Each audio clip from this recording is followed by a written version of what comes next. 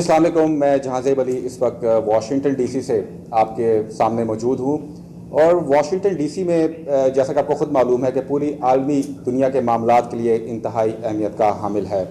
और Washington DC के मुख्तलिफ रिसेप्शंस जो यहाँ पर होते हैं, मुख्तलिफ तकरीबात होती हैं, वहाँ पर हमारी मुख्तलिफ मुल्कों के लोगों से और मुख्तलिफ मुल्कों के सफ़ीरों से जो है मुलाकात होती है। इसी तरह की कुछ तकरीबात में मेरी मुलाकातें एक ऐसे शख्स से हुई जिसको आमतौर पर पाकिस्तानियों का और मुसलमानों का दुश्मन समझा जाता है, और वो और कोई नहीं, मैं बात कर रहा हूँ इसराइल के सफ़ीर की।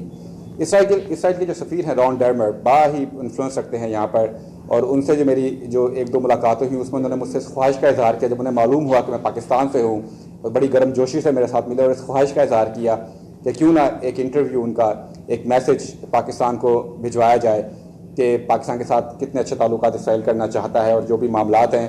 तो आज उन्होंने मुझे फाइनली यहाँ मदऊ किया है इसराइल के सफारत खाने में। हाईएस्ट सिक्योरिटी जोन है वाशिंगटन डीसी में इसराइल का सफारत खाना, और यहाँ मैं इस वक्त मौजूद हूँ इसराइल के सफारत खाने में इसराइल के सफ़ीर जनाब रॉन डर्मर के साथ। आज उनसे कुछ बात करेंगे कि आलमी दुनिया को कैसा देख रहे हैं और पाकिस्तान के बारे में भी। और एक इंटरेस्टिंग बात, ये इंटरव्यू से पहले मैं आपको बता दूं कि ये पाकिस्तान का विजिट भी कर चुके हैं। Thank you very much, ambassador. Good to be with you, Ali. Sir, you were born and raised in America. Correct. And can you tell us something little about your story, about your how you became the background? Well, I was born and raised in Miami Beach, Florida. My mother was born in pre-state Israel in 1936 in a little village called Gedera. My father was born in the United States.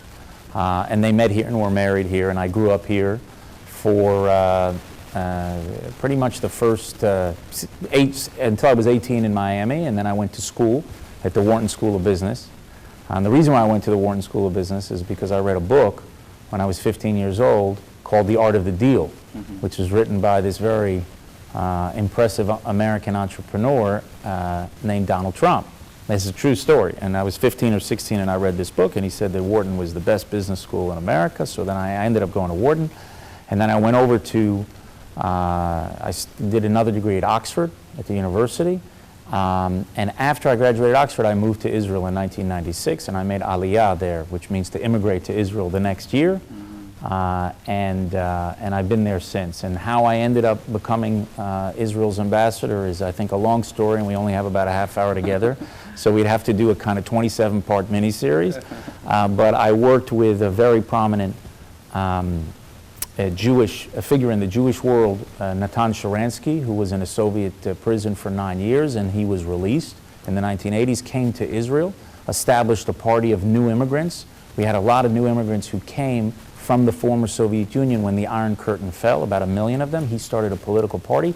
I worked with him, and that sort of brought me to Prime Minister Netanyahu, and I've been with the Prime Minister in one way or another for about the last 18 years. And I served with him as senior advisor in the Prime Minister's office for 4 years when he returned to the Prime Minister's office in 2009.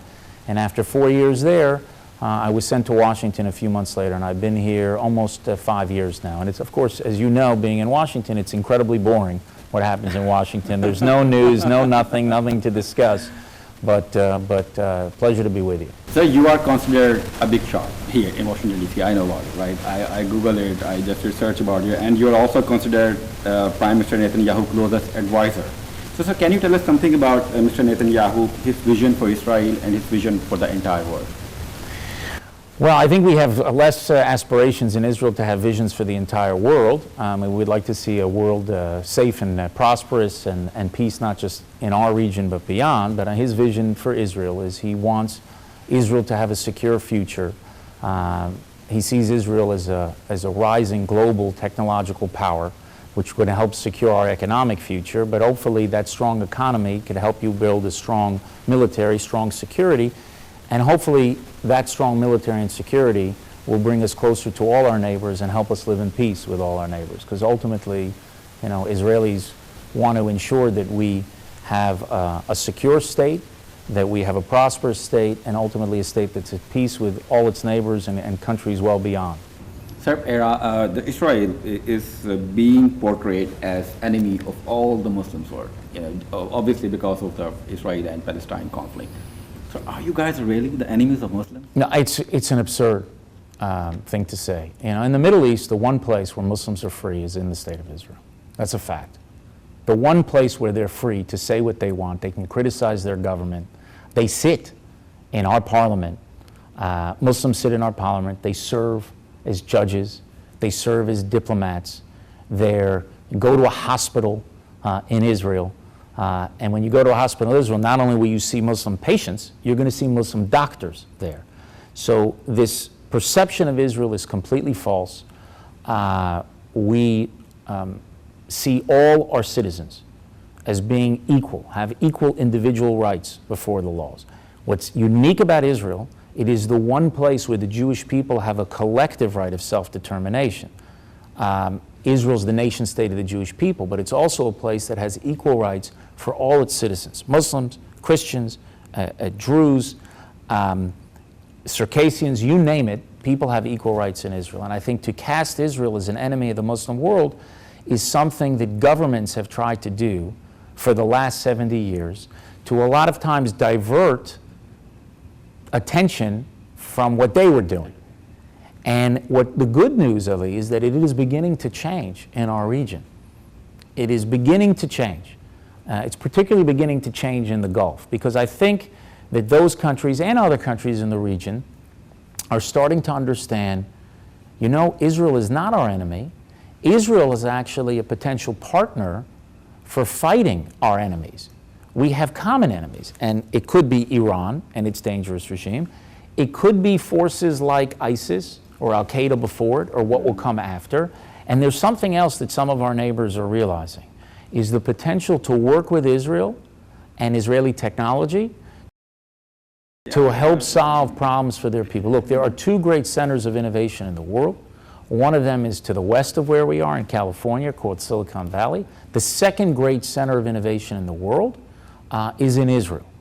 And when countries around the world are looking at Israel, what they're finding is here's a country that has unbelievable technology in agriculture, unbelievable technology in water, unbelievable technology in healthcare, advanced science, advanced medicine, is working on autonomous vehicles, cyber, all the technologies of the future. It's happening in Israel. And these countries are saying Israel is a great partner for that. And we want to partner with countries around the world. We want to actually enable those countries to develop as fast as we've developed. And Israel's all of 70 years old. Think about it, we're almost the same age. I think you're maybe a year older, so it's nice to speak to the elder brother as countries go. We're a 4,000-year-old people, but a 70-year country. And we would like to partner with other countries, and we're doing that. We're doing that in Southeast Asia, we're doing it in Africa, we're doing it in Latin America, and I have no doubt that the people of Pakistan would benefit greatly from better relations with Israel and the ability to use and to share technologies that can help actually improve the lives of their people. Sir, I'm going to come on Pakistan later, but I have one question in mind. Sir, I don't want to go into the details of the Palestine and Israel conflict, but in your opinion, what is the solution? I mean, who can bring the peace in that part of the world? You have to go back to what the core problem is to understand what the solution is. So when you go back to original decision that was put on the table in 1947, important year also in the history of your country, the United Nations says, well, there's going to be a Jewish state and there's going to be an Arab state. That's how we're going to solve this problem. There weren't refugees. There weren't all these settlements that people talk about all the time. Even Jerusalem wasn't the main issue. The one issue was, do our Palestinian neighbors, do they accept the right of the Jewish people to a state in our historic homeland, the right of that state to exist? That was the core question.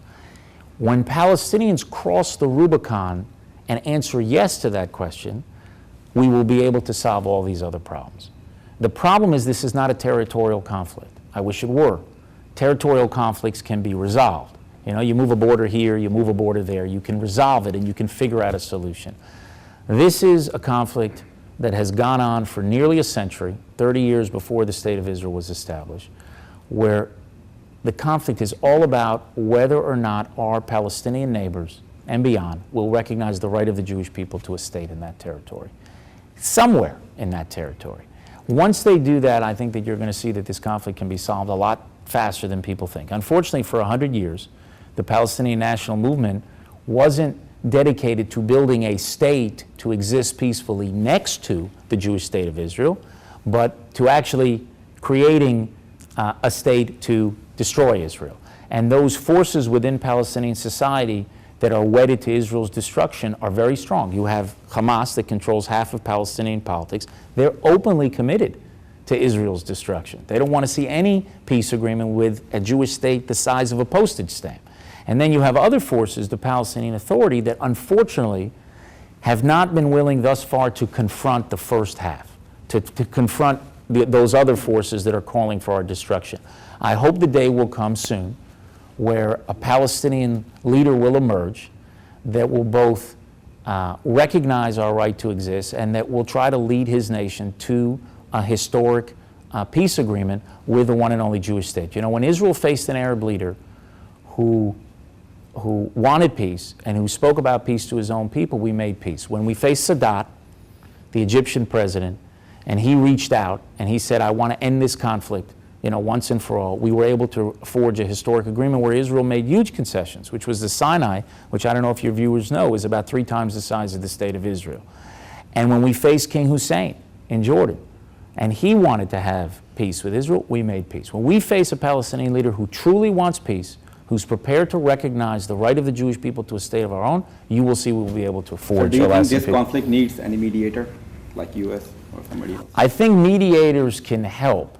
They can help bring the people to the table. But ultimately, the decision to make peace has to be with the parties themselves. Israel has proved a willingness, decade after decade, to engage and to reach historic peace agreements. Unfortunately, the Palestinians have not proved that. They showed it at Camp David when they were offered virtually everything they said they wanted to have. And when that offer came, Arafat not only rejected it, but he started a terrorist war against Israel. So I appreciate mediators. I think the United States is genuinely trying to help facilitate a historic agreement. But I think ultimately the decision will be the hands of a Palestinian leadership. Will they cross the Rubicon? Will they recognize the right of the Jewish people to a state of their own in our historic homeland? Sir, so let's talk about some Pakistan. Sir, out of 192 UN member states, 161 currently recognize Israel. Like many other Muslim nations, Pakistan also do not recognize Israel. But sir, first of all, I want to ask you, just told me that you have been to Pakistan, like in 90s, middle 90s. Right. Yeah. I so was there. just, I'll tell you something about that. I'll That's tell you a little. actually. It's interesting. Yeah, I was not an Israeli citizen when I traveled to Pakistan. When I was at Oxford, my closest friend there was a Pakistani student, and he had come to my house in the United States, in Miami at the time. He visited me for one of our holidays, Passover, the holiday of Passover, celebrating the exodus of the Jews from Egypt. And we had been great friends, and as we were finishing university, he said, I would love to host you in Pakistan. And it was a matter of great... That time you were American citizen. I was an American citizen, yeah. I wasn't an Israeli citizen. As I said, I moved to Israel later, actually a few months after I went there. And he was from Lahore, and so we were in Lahore. We went to visit Murray, which was beautiful, although I have to say, it makes your heart race when you see people going around those turns on the buses as they're going up. But whoever makes those buses and all the colors on the buses, that was also, I think, phenomenal. It was best art that I saw in Pakistan were on the buses going up. And then we went to Islamabad, and I think I flew out of Karachi. But I had a chance to see your country, and just breathtaking vistas in Pakistan, a very warm and friendly people, terrific, fantastic food. I mean, I keep kosher, so it's not easy. But my friend's wife made me with all the spices and the vegetables and rice and everything. It was absolutely terrific, and a very memorable time that I had there.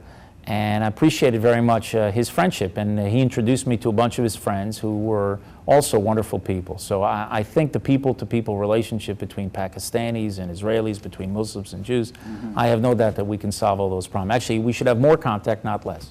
In our passport, in Pakistani passport, it is written very clearly that this passport is valid for all the world except Israel. And I was just reading something about the Israeli laws, and in Israel, under Israeli law, Pakistan is designated enemy state. Is it? enemy state, and Israeli citizen cannot visit Pakistan without a special permit. So is that also? You know what? It's is a it good. true? It's a good question. I don't know. I'd have to check into that. What is it in our laws? It might be because we were declared an enemy state by Pakistan that was the But they reason never why. declared you enemy state. But It's I tell you, I don't think that the people of Israel see Pakistanis as their enemies. I don't think the government of Israel sees Pakistan as an enemy government, and I hope that would be reciprocal. We don't have a border dispute. We frankly don't have any dispute that we should have. We should be able to have good relations. Yeah, that I remember seeing on my friend's passport. It's valid for all countries except Israel, and hopefully in the future it won't say that on Pakistani passports anymore. Any Pakistani who has the Pakistani passport can visit Israel for the holy places, to visit the holy places and to visit the beautiful Israel. Well, I think if people in Pakistan wanted to come to Israel and wanted to pray there, we'd probably figure out a way to make it happen, because it's happened before. Because this friend came to my wedding. Oh, in Israel. Yes, he came to my wedding in Israel, and when he came to my wedding, which is an interesting thing, how that happened, I tried to pull every string I could in order to help him come, because he said, you came to be with my family, I wanted to come to your wedding. And the first thing he did after the wedding, he went and he prayed on Al-Aqsa, at Al-Aqsa Mosque on the Temple Mount. That was the first thing that he did. And I said to my friend, I said, enjoy the country, you'll love it. We had another couple of friends with us. They took him around. I was just after my wedding, so my wife didn't want me to, leave for a few days. But he went and he saw the Muslim holy sites. He prayed at Al-Aqsa. That's the country we are. It is an open country that respects people's religious faith, and really only under Israel's rule has there been true freedom of religion for everybody. Because in past centuries, and under different rulers, Muslims and Christians and others, you did not have the ability to worship as you please in Jerusalem and in other places of the country. Now you do. And I think if Pakistanis could actually see it for themselves, they'd probably understand that maybe some of the things that they've been told about what the situation in Israel is just not true. And my friend saw it firsthand, and maybe one day we'll have many Pakistanis seeing the truth for themselves. Sir, Israel and Pakistan do not have any official relations with each other. But there are a few reports that there was some kind of correspondence through Istanbul and in the embassies in Washington. Sir, have you ever met with any Pakistani ambassador here during off the record or on the record? Sometimes. You mean off the record during my television interview? No, sir, I see. Okay. Nothing that official. You're a very good journalist, I have to tell you. What I'll tell you, first of all, you never ask with any ambassador who he meets with. So you meet a lot of times with ambassadors. There's a lot of official functions where you could have 100 ambassadors together. So one thing they tell you when you're an ambassador, don't tell everybody who you meet with in every single place. So we get people say that I meet with all sorts of people, and it's just something that I never talk about. Okay, I got you. So, sir, when General Musharraf was the president of Pakistan, there was so much talk about relations between Israel and Pakistan. So anything was happening in the Musharraf regime? You remember something? Well, I try to be an expert on affairs between the United States and Israel. I can't say that I'm an expert on Israeli-Pakistani issues. But what I will tell you is that we would very much like to have better relations with all countries, including Pakistan. And I see no reason, as I said, we don't have a border dispute. I understand there's long-standing grievances. But remember, things are changing for Israel in the Middle East. People that are who are much closer to us, and you see these changes happening. A lot of it is under the surface. I hope a lot of that will surface. But we have a peace agreement with Egypt. We have a peace agreement with Jordan. We want to improve our relations with countries throughout the region, and I see no reason why a distant country like Pakistan could not have better relations with Israel. There are other countries around the world, also Muslim countries, that Israel has also had very good relations with. So you have Kazakhstan and you have Azerbaijan. There are other countries that are Muslim countries who we have good relations, and it's brought great benefit to them. As I said, the access to this technology. And if you think about this sort of traditional boycott of countries in our region against Israel, it's like Oregon and Utah and Nevada and Arizona and half of California boycotting Silicon Valley. It doesn't make any sense. We're right there in the center of the region. Why not benefit from this cooperation with Israel? Why not solve water problems in the Middle East and beyond? Why not solve agricultural problems? Why not help your people with so many issues that they face? I mean, Israel can be a great source of technology, not only in the Middle East and beyond. And if things are changing in the Middle East, there's no reason why it can't change beyond the Middle East. In Asia, we have blossoming relations. And same thing is happening in Africa, same thing's happening in Latin America, and it all gets back to not this is, you know, we've changed our mind about this or that conflict. It really has come down to Israel is a country that can do a lot for us and can do a lot for our people. And I think what's true of them is also true of Pakistan. Mr. Imran Khan, the fame boy and the cricketer, is now the prime minister. How you see the political change, and do you know a little bit about Imran Khan too? No, just a couple of articles I read from the past. Listen, I love sports, so anytime a great sportsman becomes a head of government, I think that's good. Because actually sports, believe it or not, sports brings people together. You see that at the World Cup, and I think people understand that. I know he was one of the greatest cricketers in the world. I'm embarrassed, as I said before, I can't really throw a ball unless my elbow is bent. And my friend, my Pakistani friend, took me and he says, well, you know, you can throw, why don't you try this? Why don't you try throw cricket? And it looked terrible. I hope there's no film of that. I hope he has, because it was an embarrassment. But I hope that he will, you know, make Pakistan more prosperous, more secure, and maybe we can, you know, push forward in the relations between our peoples and between our governments. So in his inaugural speech, he said that to remain hostage to the past is not a good option. So will you extend any kind of friendship or any message to Mr. Imran Khan? Absolutely. We would. I think in many ways that's a very important statement, certainly when it comes to relations between our countries. But I think it would be a very good thing for our countries to turn the page and to establish better relations. And I think that will be good, as I said, for the people of Pakistan, and I think it'll be good for the people of Israel as well. So will Israelis welcome Pakistani if they will? If they visit? Absolutely. Absolutely. Absolutely. So right now, Israel and America enjoy, I think, the best ever relations right now and touching new heights since Mr. Trump is here. Mr. Trump, Definitely. even lot of opposition, Mr. Trump moved the embassy to Jerusalem despite the huge opposition. So, I mean, how you see that, these kind of historic relations between the United States and America right now, whatever it's doing with Israel? Well, we're very pleased. And you're right, the relationship between Israel and the United States, I think, is stronger than ever under President Trump. And we were very pleased that he made the decision to move the U.S. Embassy to Jerusalem. I mean, he made clear in that decision that it doesn't prejudge negotiations in the future, but this was something that should have been done almost 70 years ago.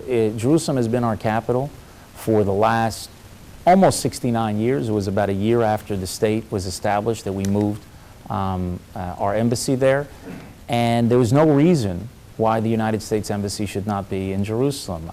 Jerusalem is the seat of our government. It's been that for 70 years. It's been the spiritual and national center of Jewish life for 3,000 years. You know, I don't think there's a people on earth that has a connection to a city like the Jewish people's historic connection to Jerusalem.